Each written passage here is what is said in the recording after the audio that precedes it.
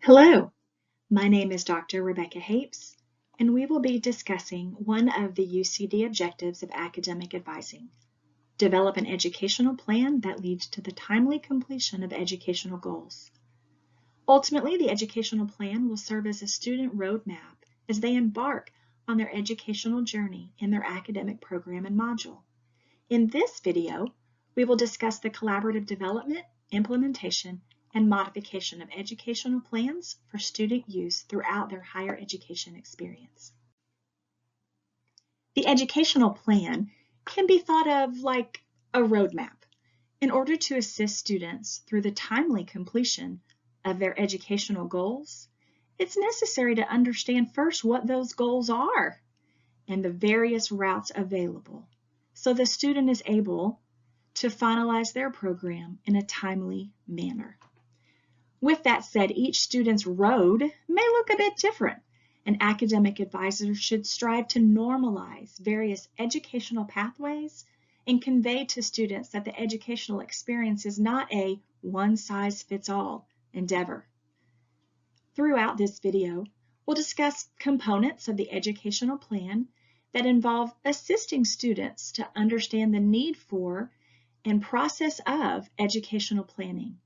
The development of the educational plan itself, which may well involve assisting students with overcoming challenges and barriers along the way, as well as adaptation of the educational plan based on ever-changing student interests and goals. Now, let's dig in further to each one of these components.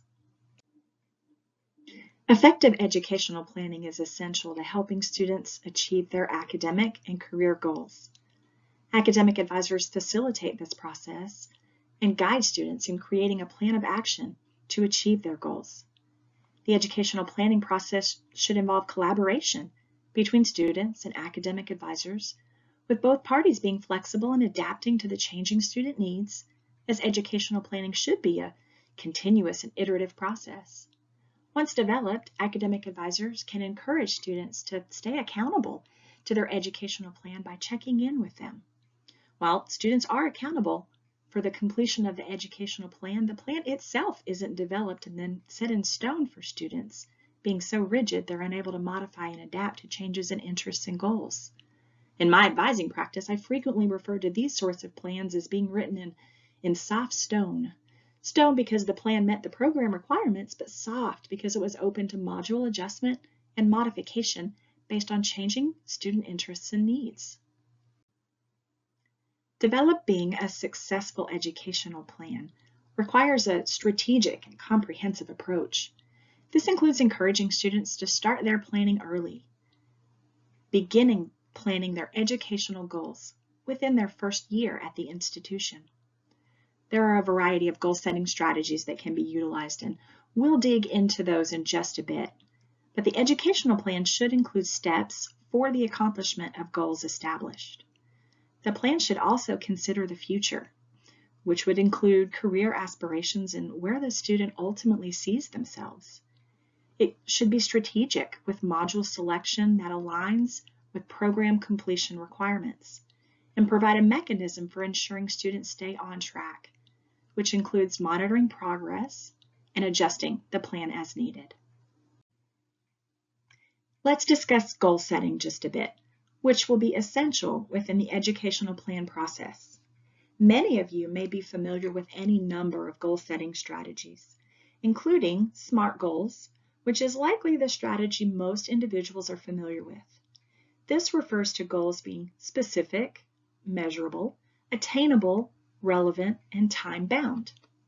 Specific refers to planning effectively with specific targets or goals in mind, while measurable refers to the ability to track progress towards the completion of the goal and reassess along the way. Attainable refers to setting goals that are challenging but achievable, and relevant ensures the goal serves a relevant purpose. So in the educational context, this could be relevant skills to combat a knowledge gap. And finally, time-bound specifies a deadline for completion of the goal. Perhaps you're also familiar with the GROW goal-setting strategy, which stands for goal, reality, options, and will. For a bit more detail, goal references the target to be achieved. Reality is the current situation and context. Options includes possible paths and strategies. And will details the concrete steps to move forward toward the goal. You may have also heard about the WOOP goal setting strategy, which stands for wish, outcome, obstacle, and plan, where wish is an aspirational wish or desire. The first O, outcome, encourages visualizing the best outcome if the wish is fulfilled. The second O, for obstacle, relates to potential challenges and barriers that may be encountered during the goal completion. And plan involves a concrete plan to achieve the wish. Now, I understand and fully recognize that some people are particularly fond of their goal setting strategies, and I'm certainly not here to recommend a specific one for use. However, regardless of the specific goal setting strategy that you're familiar with and perhaps which you ultimately decide to use, what is essential to the goal setting process is to ensure that the academic advisor and student are considering the 5 underlying principles of successful goal setting. These include commitment, which refer to how devoted the student is to actually achieving the goal. Students are generally less devoted to goals to which they have had no role in developing. So it's crucial that academic advisors and students collaboratively work on developing goals so that students feel a sense of agency around the goal itself. This supports the student agency principle of academic advising for UCD. The second principle is clarity, or how specific the goal is. Vague goals are typically challenging to meet since the target is fuzzy.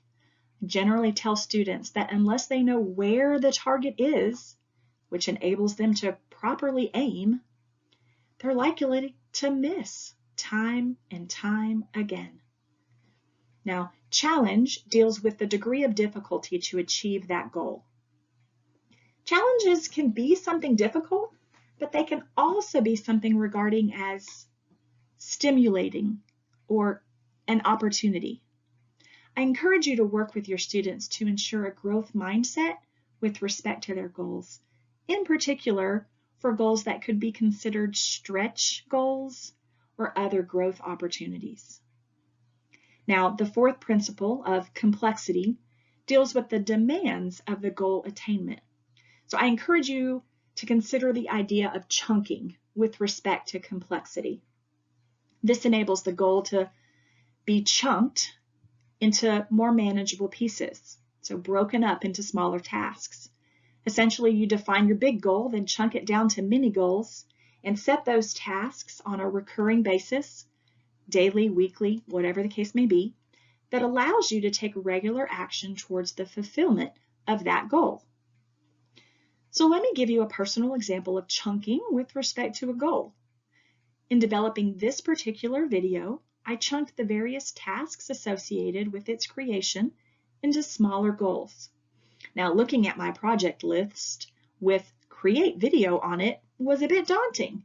However, if the steps necessary for the completion of the project were outlined, each of those individual steps is more manageable.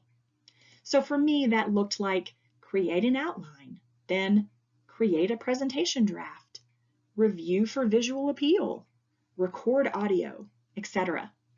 This process can be really helpful for complex goals.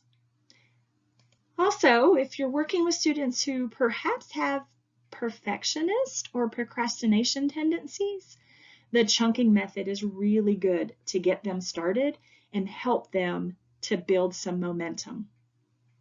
And finally, feedback refers to the presence of progress reporting. So consider this an accountability and continual adjustment component for the students. Now, it is a vital role that academic advisors play within the student educational experience.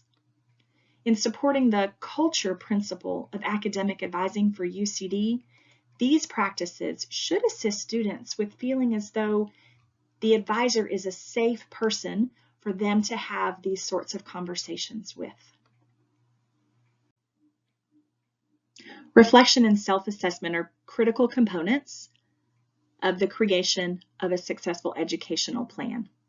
As such, it's important for academic advisors to encourage students to regularly reflect on their progress, assess their skills and interests, and it's particularly important for students in this reflective process to identify challenges and barriers to their success. Understanding these student challenges can help advisors facilitate work with the students that ultimately enables them to develop strategies to overcome those identified obstacles and achieve their goals. Monitoring student progress and making adjustments is crucial to helping students achieve their academic and professional goals.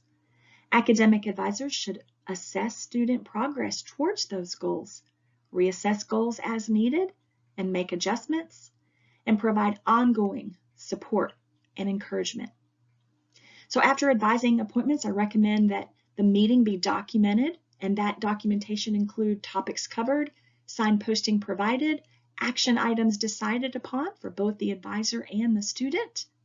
And if there were no notes, perhaps in the institutional system prior to the appointment, I want to encourage you to begin entering notes for your future reference to assist with the coherence principle of academic advising.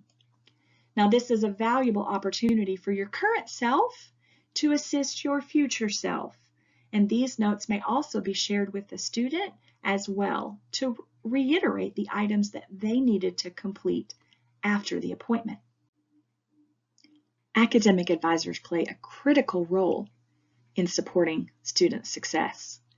Advisors build, develop, and foster strong relationships with students to enable the advisors to better understand their student needs and aspirations. With that understanding, advisors are able to appropriately signpost to university supports that help students ultimately achieve their goals. Throughout the interactions, advisors encourage and empower students to take ownership of their educational plan and progress. Advisors have a front row seat, if you will, to the student journey, which provides them the opportunity to recognize and celebrate student achievements and milestones. Now, I would certainly encourage you to celebrate the seemingly small accomplishments along with the larger ones. Celebrating those small wins provides the student with a sense of accomplishment, and it creates momentum for their continued goal attainment. Academic advisors have the unique opportunity to serve as student champions, providing opportunities for the students to showcase their talents and achievements in a number of ways. And it is important to recognize and celebrate those achievements and successes. And advisors should encourage students to continually reflect on their progress, their success, to evaluate their current goals, and to set new ones. All of these practices and interactions directly relate to and support the culture and student agency principles of academic advising established by UCD. In conclusion, developing a successful education plan requires a comprehensive and strategic approach that involves collaboration between students and academic advisors, and a focus on student success.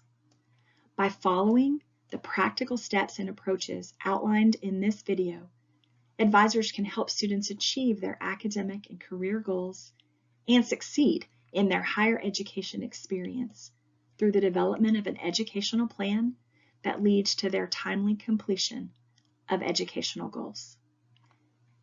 I want to thank you for watching this video and for your ongoing commitment to students and student success.